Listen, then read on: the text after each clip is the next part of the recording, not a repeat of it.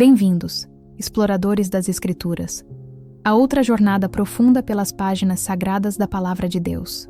O estudo de hoje nos leva ao capítulo 16 de Gênesis, uma passagem que revela a construção complexa da luta humana, da fidelidade divina e do desdobramento do plano eterno de Deus.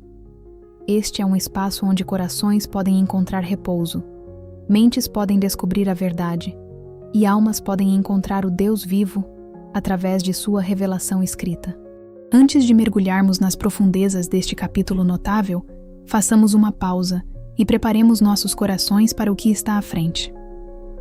As Escrituras não são meramente relatos históricos ou ensinamentos morais.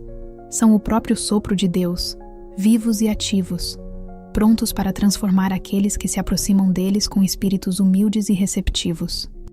Gênesis 16 exige atenção cuidadosa, pois apresenta um dos momentos mais carregados emocionalmente e teologicamente significativos nas narrativas patriarcais. Inclinemos nossos corações em oração, enquanto buscamos sabedoria divina para este estudo. Pai Celestial, enquanto abrimos Tua Palavra hoje, concede-nos compreensão que vai além da sabedoria humana. Ajuda-nos a ver Teu caráter claramente nas páginas de Gênesis 16, a compreender Tua fidelidade mesmo em meio ao fracasso humano, e a reconhecer Teu plano soberano operando através de pessoas imperfeitas e circunstâncias difíceis. Que Teu Espírito Santo ilumine estas palavras antigas, tornando-as frescas e relevantes para nossos corações hoje. Guia nossos pensamentos, guarda nossos corações e ajuda-nos a receber Tua verdade com humildade e reverência. Em nome de Jesus, oramos. Amém. O capítulo 16 de Gênesis emerge da história contínua de Abrão e Sarai, aproximadamente 10 anos após sua chegada à Terra Prometida. A promessa divina de descendentes tão numerosos quanto as estrelas permanece não cumprida, e a impaciência humana começa a se cruzar com o tempo perfeito de Deus. Este capítulo nos apresenta Agar, a serva egípcia de Sarai, e narra uma série de decisões que terão consequências de longo alcance para gerações vindouras. A narrativa se situa em um ponto crucial na história redentora, onde a tensão entre a promessa divina e a realidade humana atinge um ponto de ruptura, revelando finalmente tanto a fragilidade da natureza humana, quanto a fidelidade inabalável do Todo-Poderoso. Os eventos registrados neste capítulo demonstram como as circunstâncias podem mudar rapidamente da esperança para o conflito, do desespero para o encontro divino. Aqui, as Escrituras apresentam temas que ressoam através dos séculos: a luta em esperar pelo tempo de Deus, as consequências de tomarmos as coisas em nossas próprias mãos, e a verdade notável de que Deus vê e se importa com os marginalizados e esquecidos. Esta passagem nos prepara para testemunhar tanto o fracasso humano quanto a graça divina em suas formas mais cruas. Enquanto nos preparamos para ler e examinar este capítulo crucial juntos, que nossos corações estejam abertos às verdades profundas que aguardam descoberta. A história de Agar e Ismael, do desespero de Sarai e da conformidade de Abrão, da intervenção divina e da revelação profética, está pronta para desafiar suposições, aprofundar a fé e revelar o caráter do Deus que vê tudo e não abandona ninguém.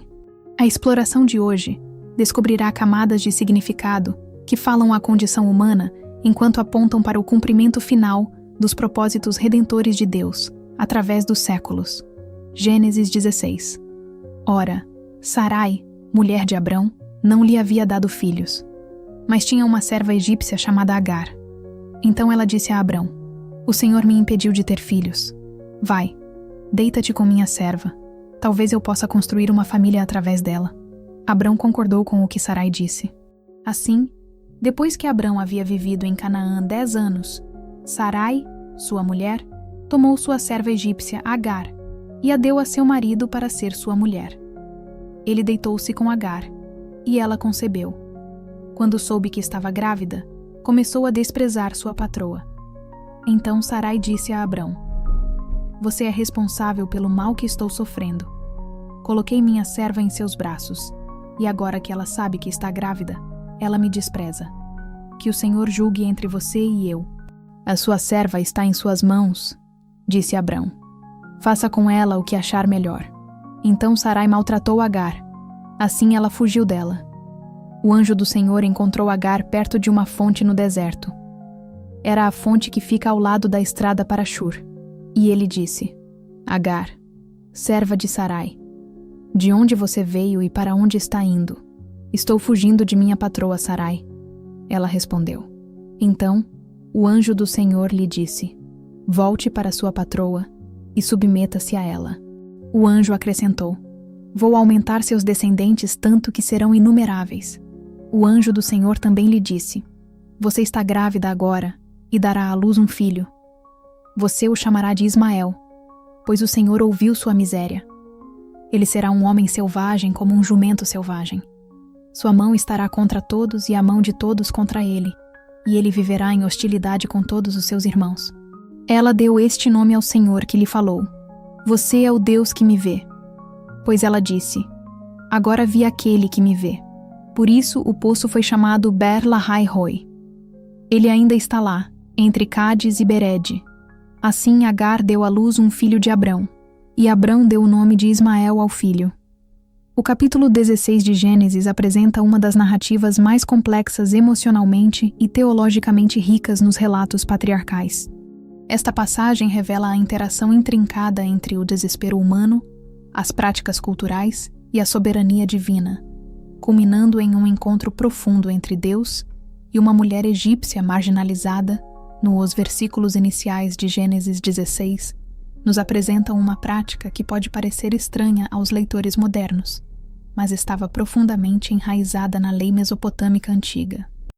O Código de Hammurabi, datado de aproximadamente 1750 a.C., e as tabuletas de Nuzi do século XV a.C., fornecem insights fascinantes sobre arranjos de maternidade substituta. Estes documentos legais revelam que quando uma esposa era estéril, ela podia legalmente fornecer sua serva ao seu marido para gerar filhos em seu lugar. A prole resultante seria considerada filhos legais da esposa, não da serva. O que torna este arranjo particularmente intrigante é que evidências arqueológicas sugerem que estes contratos frequentemente incluíam cláusulas específicas sobre o tratamento da mãe substituta. Algumas tabuletas indicam que se a serva ficasse grávida e subsequentemente mostrasse desrespeito à sua patroa, a patroa tinha o direito legal de marcá-la com a marca de escrava e contá-la entre as escravas.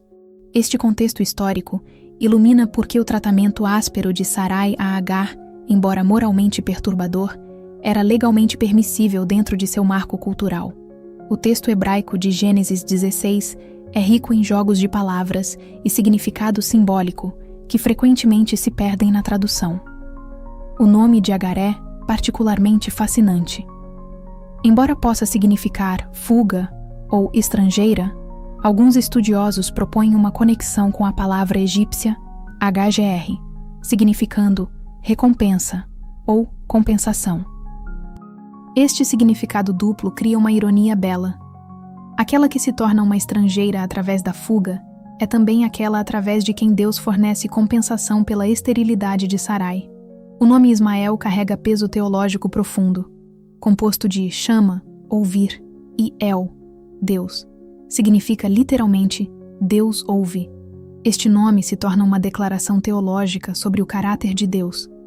Ele é aquele que ouve os clamores dos oprimidos e marginalizados.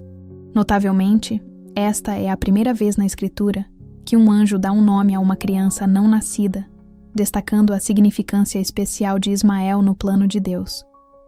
Um dos aspectos mais intrigantes de Gênesis 16 é o aparecimento do anjo do Senhor a Agar.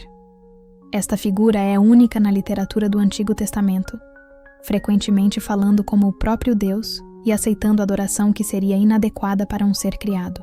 Muitos estudiosos conservadores veem estas aparições como manifestações pré-encarnadas de Cristo, tornando o encontro de Agar particularmente significativo.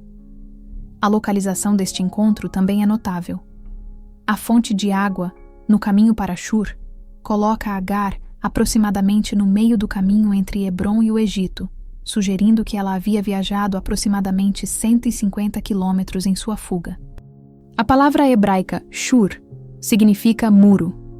E evidência histórica indica que os egípcios construíram uma série de fortificações ao longo de sua fronteira nordeste para controlar a imigração, um precursor antigo dos muros de fronteira modernos. Agar estava literalmente no limiar entre a terra prometida e sua pátria quando Deus interveio. A nomeação de Agar do poço como Beer Lahai-Roi cria uma das declarações teológicas mais belas em Gênesis. O nome pode ser traduzido como o poço do vivente que me vê, ou o poço daquele que vive e me vê.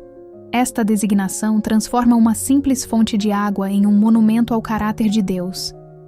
Ele é tanto o Deus vivo quanto o Deus que vê. O que é particularmente notável é que este poço se torna uma localização significativa em narrativas bíblicas posteriores. Gênesis 24:62 menciona que Isaac estava vivendo perto de Beer Lahai-Roi quando encontrou Rebeca pela primeira vez, e Gênesis 25:11 afirma que Isaac se estabeleceu lá após a morte de Abraão. Isto sugere que o lugar do encontro divino de Agar se tornou um local sagrado para a família patriarcal, um lembrete constante da fidelidade de Deus aos marginalizados. A profecia angélica descrevendo Ismael como um jumento selvagem de um homem frequentemente tem sido mal compreendida como puramente negativa.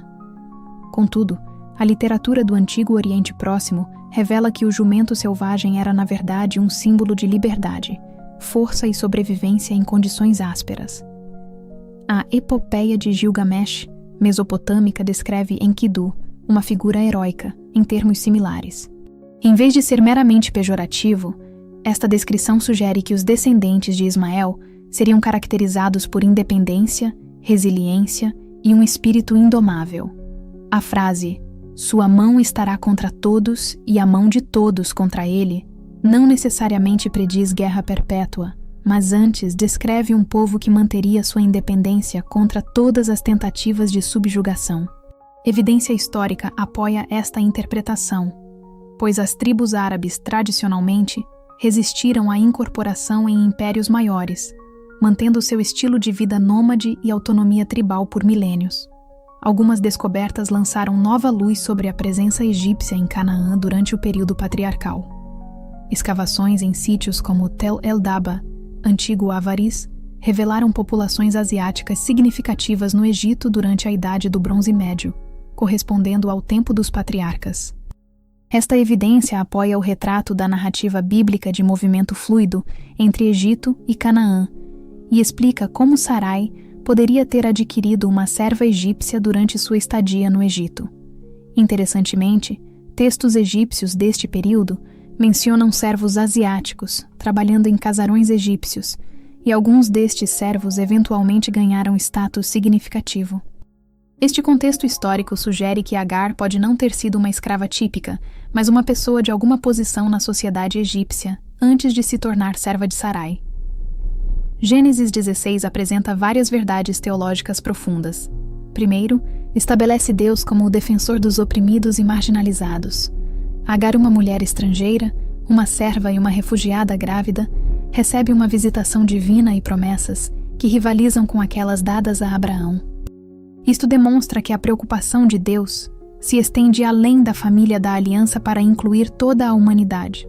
Segundo, o capítulo revela as consequências de tentar cumprir as promessas de Deus através de esquemas humanos. Embora Deus finalmente trabalhe através da decisão de Abrão e Sarai de usar Agar como substituta, a narrativa deixa claro que este não era seu método pretendido. O conflito familiar resultante prefigura tensões que continuam até hoje. Terceiro, a passagem demonstra a soberania de Deus em usar decisões humanas imperfeitas para realizar seus propósitos. Apesar da complexidade moral da situação, Deus traz bem do fracasso humano, assegurando que tanto Isaac quanto Ismael recebam promessas divinas e se tornem pais de grandes nações. Gênesis 16 serve como uma ponte crucial entre as promessas iniciais de Deus a Abrão, nos capítulos 12 e 15, e o estabelecimento formal da aliança no capítulo 17. O nascimento de Ismael cria um senso de cumprimento parcial que torna a promessa posterior de Isaac ainda mais notável. Quando Deus promete que a própria Sara dará à luz um filho, a existência de Ismael torna esta promessa tanto desnecessária quanto impossível, destacando a natureza sobrenatural do nascimento de Isaque.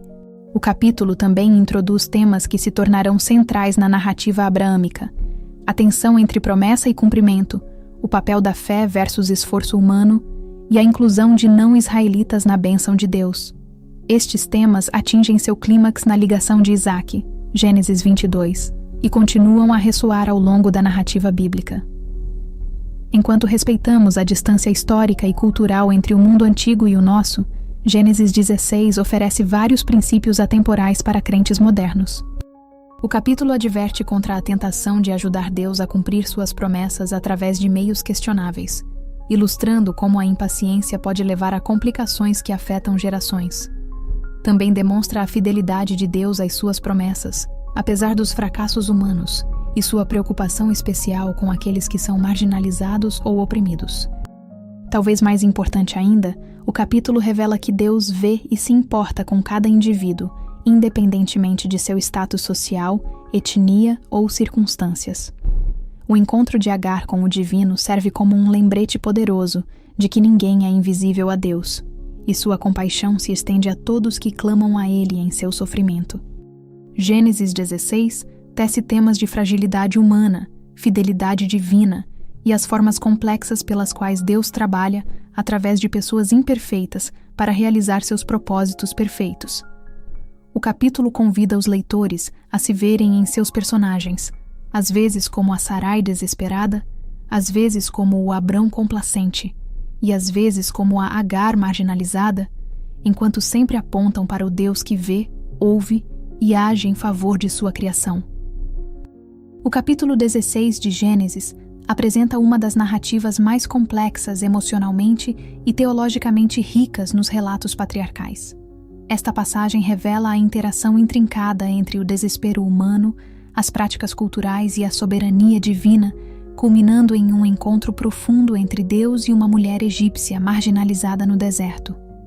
Enquanto a poeira se assenta neste capítulo notável, os ecos do encontro de Agar no deserto continuam a ressoar pelos corredores do tempo.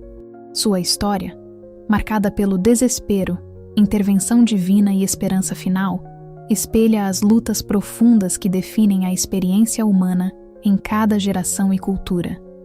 Em um mundo onde a marginalização ainda existe, onde pessoas fogem de situações impossíveis e onde os poderosos às vezes ignoram os impotentes, Gênesis 16 fala com relevância surpreendente. A verdade profunda que emerge desta narrativa centra-se no caráter do Deus que vê. Em uma era de conectividade digital, mas solidão profunda, onde milhões se sentem invisíveis apesar da visibilidade constante, a declaração de Agar ressoa com poder extraordinário: Você é o Deus que me vê. Isto não é meramente conforto teológico, é realidade transformadora. Quando indivíduos enfrentam desemprego, rompimento de relacionamentos, crises de saúde ou seca espiritual, eles encontram o mesmo Deus que encontrou uma serva egípcia em uma fonte no deserto. Considere a progressão notável da jornada de Agar. Ela começa como propriedade, torna-se substituta, se transforma em rival, desce ao status de refugiada e finalmente emerge como receptora de promessas divinas. Esta trajetória revela algo profundo sobre como Deus trabalha nas vidas humanas. As circunstâncias que parecem diminuir o valor frequentemente se tornam os próprios contextos onde o propósito divino é revelado mais claramente. Quando pessoas se encontram em situações que nunca escolheram, enfrentando consequências de decisões, tanto suas quanto de outros, que pareciam razoáveis na época, elas estão onde Agar estava. A nomeação de Ismael carrega significância particular para comunidades de fé contemporâneas. Deus ouve. Esta declaração simples se torna uma corda de salvação para qualquer um que já se perguntou se suas orações penetram o silêncio, se suas lutas registram no céu, se sua dor importa ao divino. A instrução do anjo a Agar revela um Deus que não apenas ouve, mas responde, não apenas vê, mas age, não apenas conhece, mas se importa o suficiente para intervir nos momentos mais desesperados. Contudo, Gênesis 16 também confronta as sensibilidades modernas com verdades desconfortáveis sobre a complexidade do trabalho de Deus. O capítulo se recusa a oferecer categorias morais simples ou resoluções fáceis. As ações de Sarai, embora legalmente permissíveis em sua cultura, criam dor duradoura. A conformidade de Abrão, embora compreensível, contribui para a discórdia familiar. O desrespeito de Agar, embora humanamente natural, escalona o conflito. Estas ambiguidades morais refletem a realidade confusa da existência humana, onde boas intenções se cruzam com limitações culturais, onde a fé se mistura com o medo, onde os propósitos divinos se desdobram através de vasos imperfeitos. A promessa dada a Agar sobre o futuro de Ismael, que ele se tornaria uma grande nação, demonstra a graça expansiva de Deus. Em uma era marcada por divisão, preconceito e exclusão, esta narrativa insiste que a bênção divina se estende além das fronteiras tradicionais. O Deus de Abraão é também o Deus de Agar. As promessas dadas à família da aliança também abrangem aqueles que se encontram fora das estruturas religiosas convencionais. Esta visão inclusiva desafia as comunidades de fé contemporâneas a expandir sua compreensão da graça divina e do valor humano. Talvez mais significativamente, Gênesis 16 revela como Deus transforma crise em vocação. A fuga de Agar da opressão se torna o contexto para o encontro divino. Seu desespero se torna o pano de fundo para a revelação. Sua marginalização se torna a plataforma para a promessa. Este padrão sugere que as estações mais difíceis da vida frequentemente servem como preparação para os propósitos mais significativos. Quando indivíduos enfrentam circunstâncias que parecem exílio, eles podem, na verdade, estar se aproximando de seu próprio Birla Hairoi, seu próprio poço do vivente que vê. O detalhe geográfico do encontro de Agar, na fonte no caminho para Shur, entre a terra prometida e o Egito, carrega peso simbólico. Muitas pessoas se encontram em espaços liminares similares, entre o que era e o que poderia ser, entre segurança e vocação, entre o familiar e o desconhecido. Estes momentos de limiar, embora desconfortáveis, frequentemente se tornam os próprios lugares onde a direção divina se torna clara e a visão espiritual se aguça. Enquanto esta exploração de Gênesis 16 chega ao fim, o convite se torna claro. O Deus que encontrou Agar no deserto continua a encontrar pessoas em seus próprios lugares áridos. A voz divina que falou promessas sobre Ismael ainda fala esperança em situações aparentemente sem esperança. A fonte que forneceu água no deserto ainda flui para aqueles que se encontram longe de casa, seja geográfica, emocional ou espiritualmente. O poço de Birla Hairoi se destaca como mais do que um marcador histórico, representa a realidade contínua da presença divina na experiência humana. Cada pessoa que já se sentiu invisível, não ouvida ou esquecida, pode reivindicar a mesma revelação que transformou a compreensão de Agar. Você é o Deus que me vê. Isto não é meramente história antiga, é esperança presente. Enquanto a jornada através de Gênesis continua, os fios introduzidos no capítulo 16 se tecem ao longo da tapeçaria maior da história redentora. As tensões entre promessa e cumprimento, as complexidades da dinâmica familiar, a soberania de Deus operando através das escolhas humanas. Todos estes temas se aprofundarão e se desenvolverão, mas sempre carregarão a verdade fundamental estabelecida naquela fonte no deserto. Deus vê, Deus ouve e Deus age em favor daqueles que clamam a Ele. A história de Gênesis 16 termina não com resolução, mas com retorno. Agar volta para enfrentar suas circunstâncias difíceis, armada com promessa divina e sustentada pelo encontro divino. Este padrão sugere que a transformação espiritual nem sempre significa escape de situações desafiadoras, mas sim capacitação para enfrentá-las com nova perspectiva e esperança renovada. Às vezes, o maior milagre não é a libertação do deserto, mas a descoberta de que mesmo no deserto, o poço do vivente que vê nunca está longe. No final, Gênesis 16 oferece esta verdade duradoura. Ninguém é demasiado marginalizado para a atenção de Deus. Nenhuma situação demasiado complexa para a intervenção divina. e nenhum futuro demasiado incerto para a promessa celestial. O Deus que vê Agar, vê cada pessoa que abre este texto antigo, e seu ver transforma tudo.